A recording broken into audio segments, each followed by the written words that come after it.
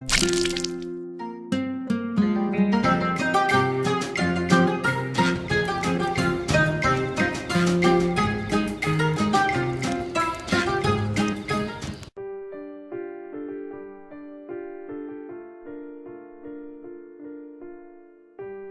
how's it going, YouTube? My name is Nacho, and in this video, my very first video on this channel by the way, subscribe or die, we'll be examining every weapon in Rust as of now.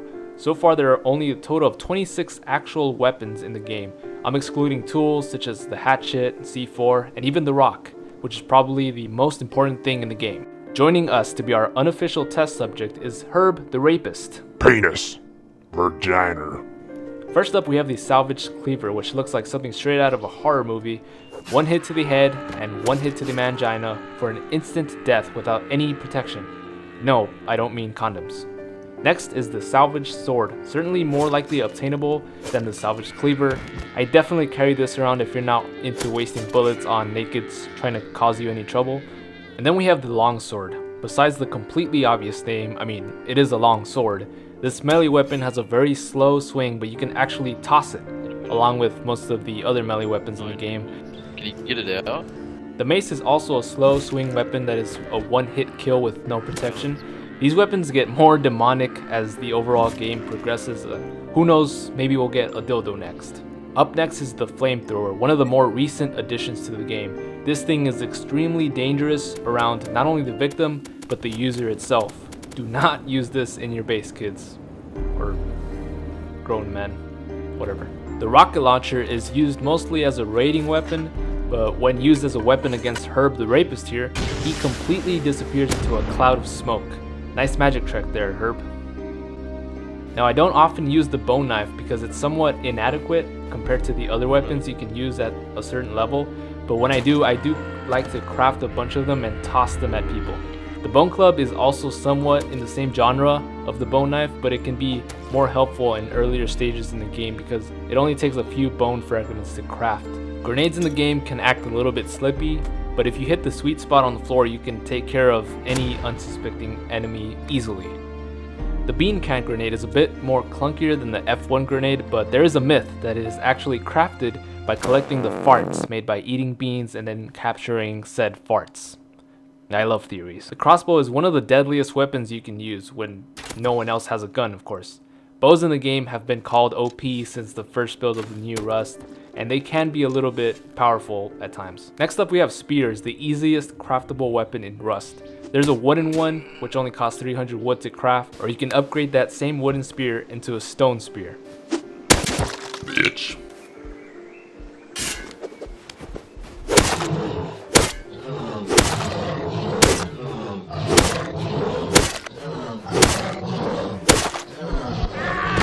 The Ioka pistol just brings me back to the old Rust, as it was the easiest gun or thing to craft. A bit of an upgrade is the revolver, which is certainly more accurate. And the most practical handgun in the game.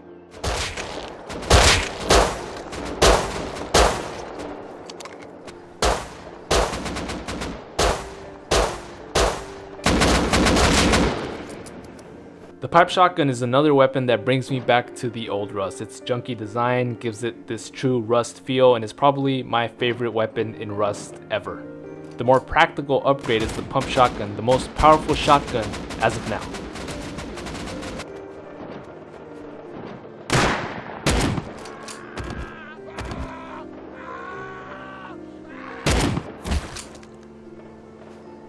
Next up is the assault rifle, or more specifically the AK-47U, which was my favorite gun to use in Call of Duty multiplayer. It's probably the best all-around weapon in terms of stats. It's not bad long range or short range, pretty standard gun all around. Next up is the bolt action rifle, which is basically the sniper rifle of the game, best used for long range targets.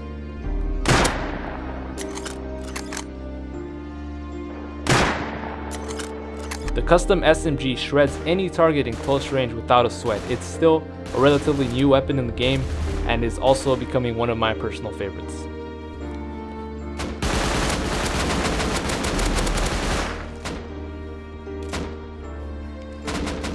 Then we have the Thompson, a mix between the AK-47U and the custom SMG in terms of stats. Another well-rounded weapon lacking in the accuracy department. Next we have the M249, the heaviest gun in the game. It has a tremendously big magazine, but is also extremely inaccurate, but definitely one of the weapons on the top of anyone's list when you're mapping out a raid.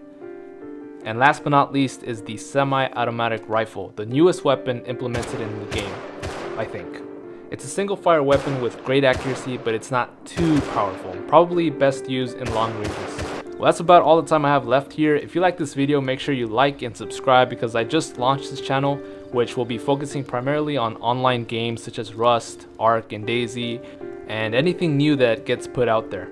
I'm going to be making updates on Rust as well as videos centered around Rust lore and possibly a playthrough in the near future. Again guys, thanks for watching, thanks for the support, and have a good one.